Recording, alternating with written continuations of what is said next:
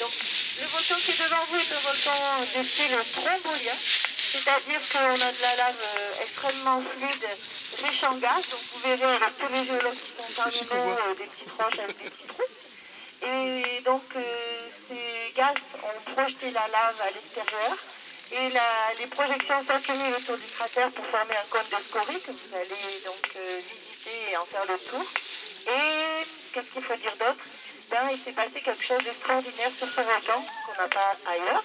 C'est-à-dire qu'à un moment donné, à force de dégazer, on a une lave très fluide sans gaz. Et on a eu le cratère très rempli de lave. Le lac de lave a rempli. Donc les géologues vous montreront peut-être les bordures figées tout à l'heure.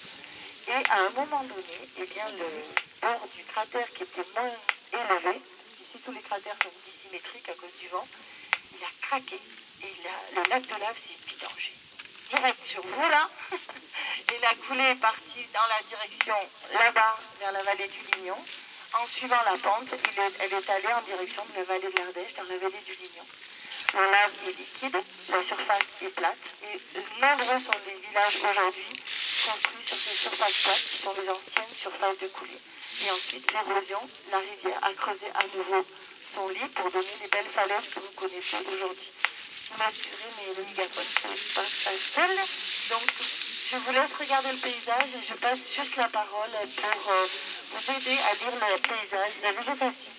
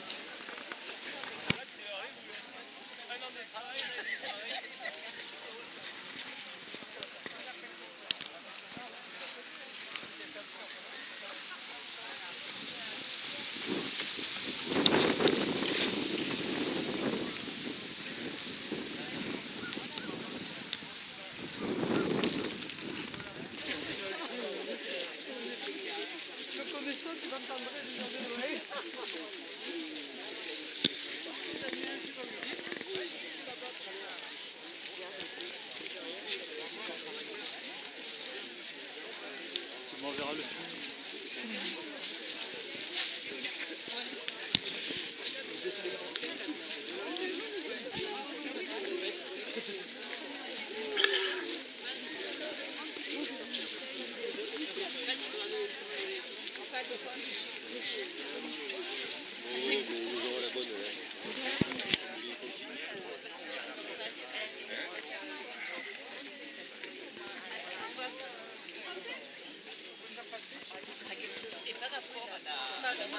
Vers solitaire, c'est ça?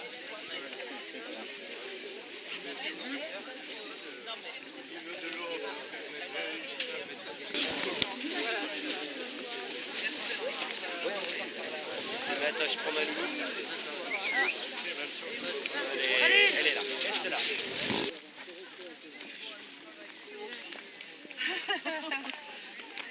C'est à l'abri là.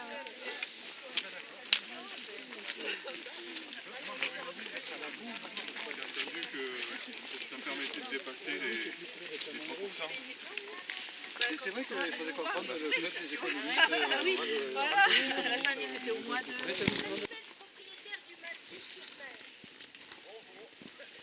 Alors comment ça, c'est vous qui avez acheté la ferme du Firmet? C'est le bel artiste, c'est sûr.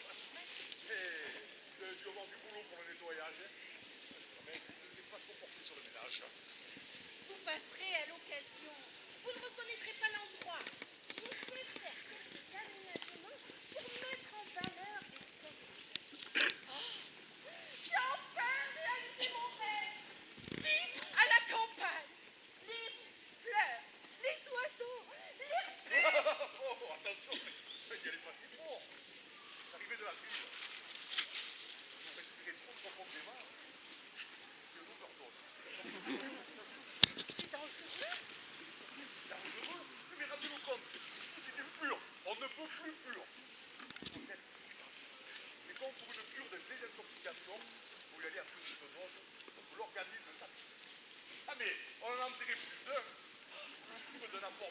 d'oxygène.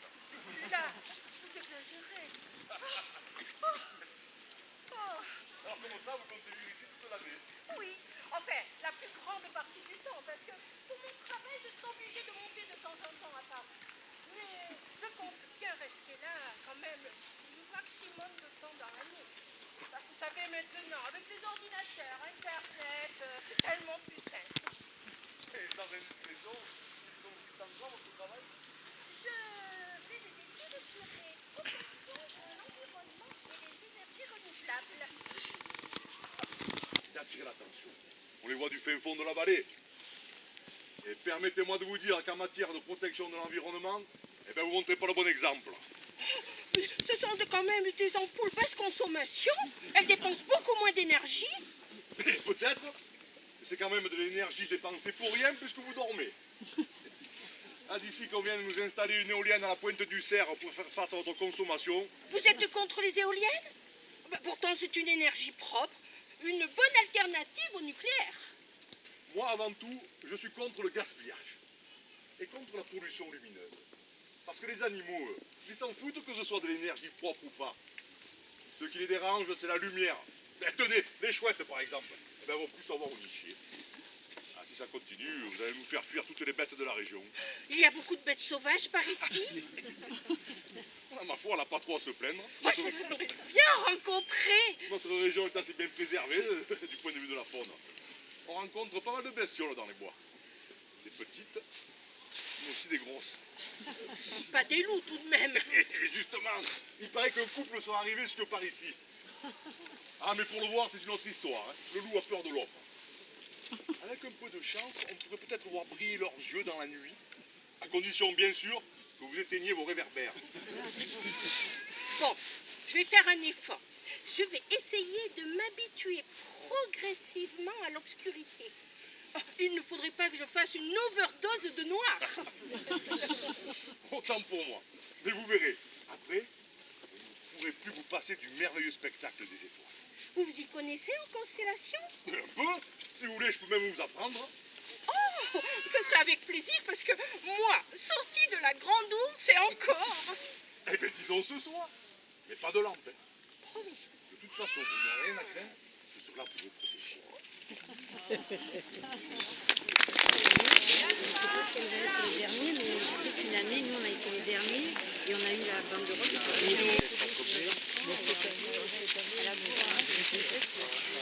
Tu es obligé d'avoir une grille avec. Ça va?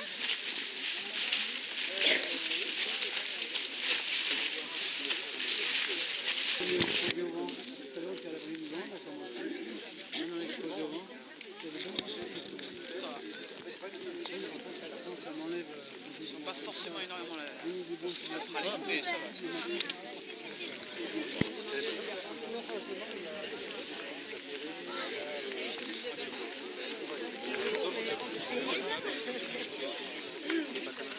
Maintenant, j'ai été un petit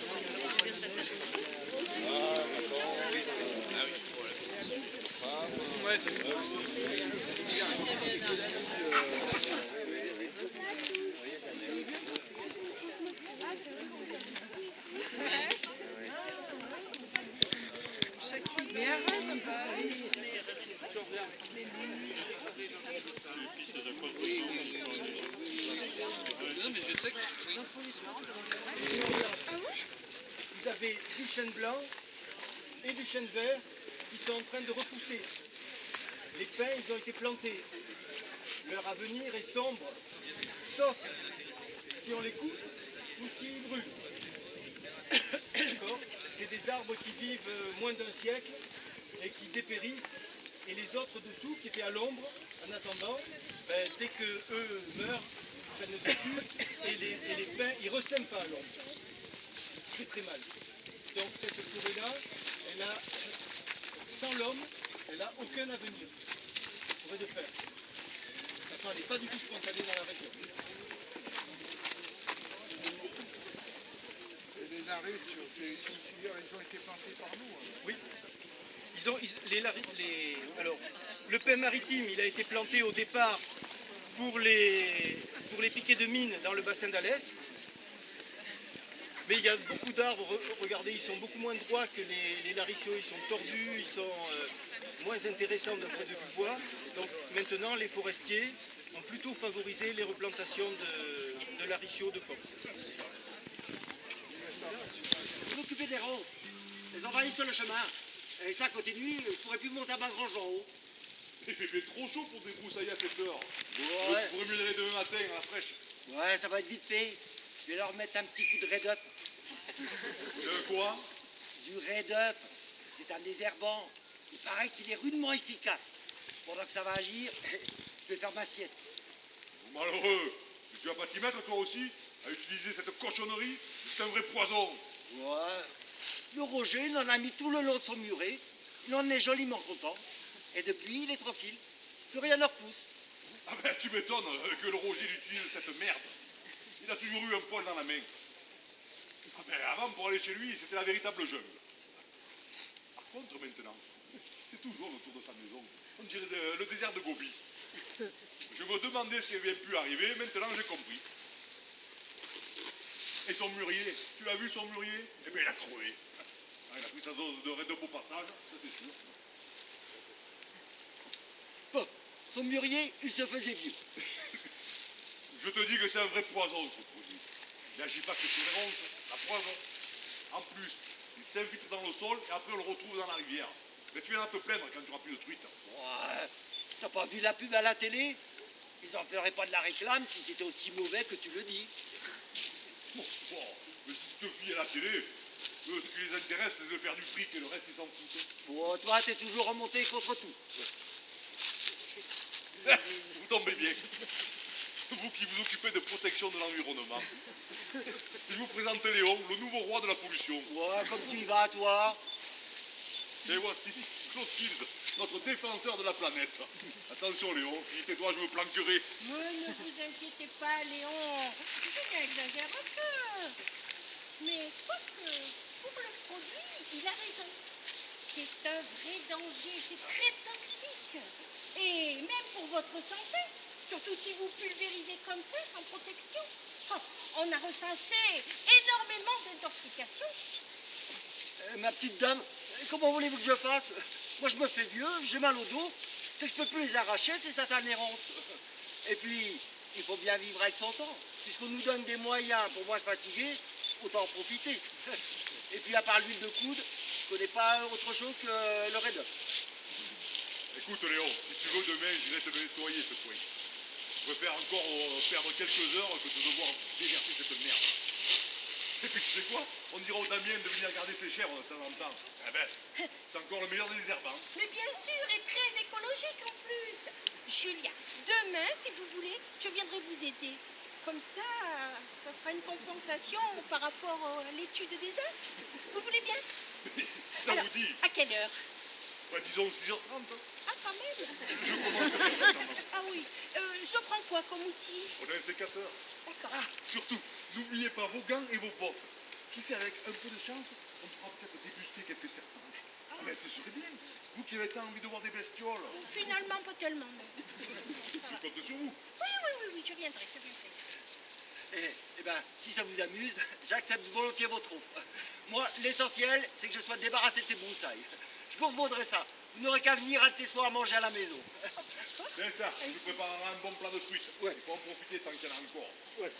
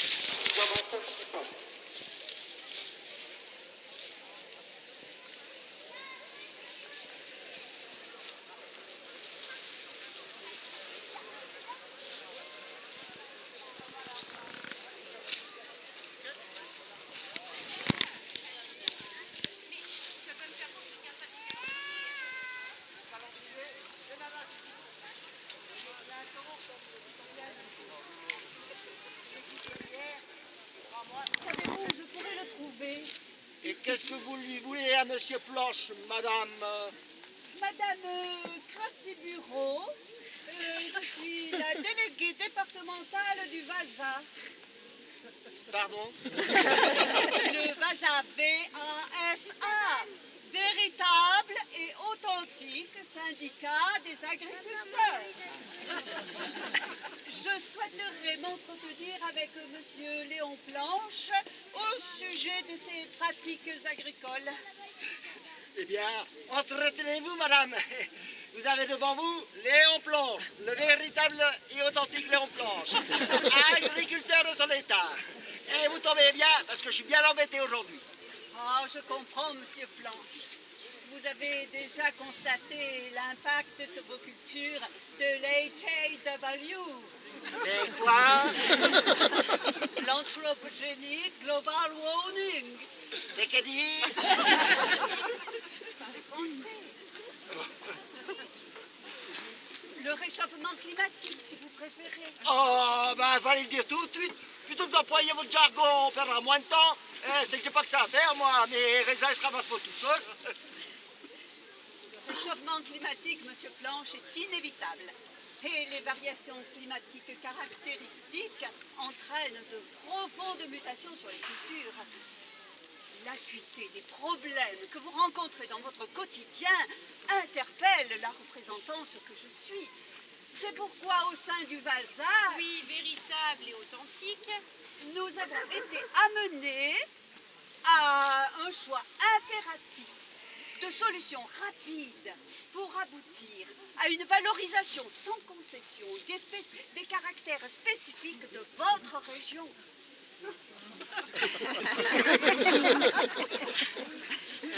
Concrètement, je fais quoi, moi? Je plante des chrysanthèmes ou du muguet? C'est très simple, Monsieur Planche. Vous allez remplacer vos vitis vinifera par des citrus sinensis. D'après les dernières études de nos experts, le particularisme de votre territoire répondra parfaitement à cette nouvelle espèce. Écoutez-moi, moi, je suis jamais trop allé à la messe. Et latin, ils comprennent pas. Ici, on parle pas toi ou français, nom de Dieu! Calmez-vous, Monsieur Planche. Voilà. Vous allez donc arracher vos vignes pour planter des orangers. Désormais, la vigne fera le bonheur du Nord-Pas-de-Calais. N'est-ce pas formidable pour eux? Vous allez produire des oranges juteuses à souhait. C'est que j'y tiens, mes clintons. Ah bah ça c'est sûr que le jus d'orange ça descendra moins bien que le clinton. Il risque de te rester en travers de la gorge. Monsieur Planche, c'est ça. Vous n'avez plus le choix. C'est ça ou la mort de votre exploitation. Mais je vais jamais y arriver. J'ai pas les reins assez solides. Mais vous n'y pensez pas, Monsieur Planche. Il y a des tracteurs pour ce genre de travaux. Et ce sera justement le moment opportun pour renouveler votre parc d'engins agricoles. J'ai de la documentation là, si ça vous intéresse. Et votre dos n'aura à souffrir de rien. Mais mon dos, il va très bien. Vous voulez dire, j'ai pas les moyens de payer ce chambardement? Aucune inquiétude. Le VASA est là pour ça. Enfin, il vous accompagnera dans cette évolution et vous permettra d'obtenir des prêts à des taux très avantageux. Et oui Léon, tu sais bien, la solution miracle, s'endetter toujours plus. Il ne s'agit pas de s'endetter, mais de contracter des emprunts pour atteindre l'optimisation de la structure. Et c'est quoi la différence?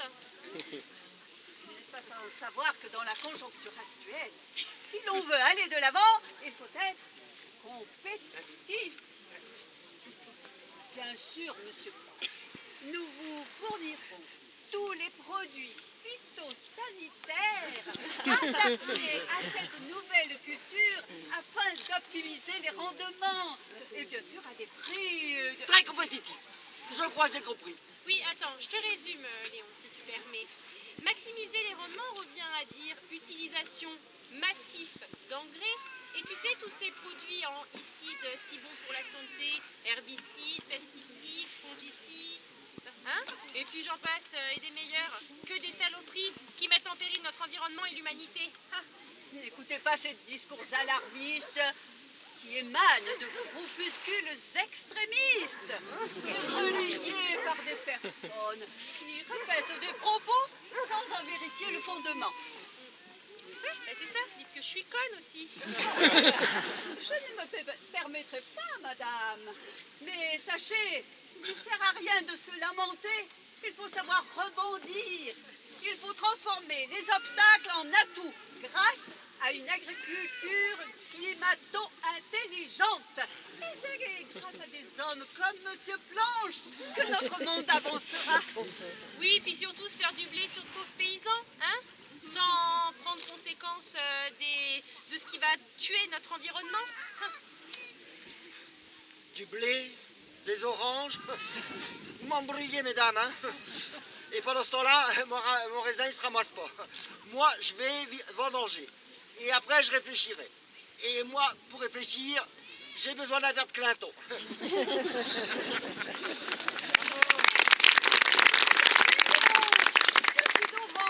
C'est bon, c'est pour la réflexion.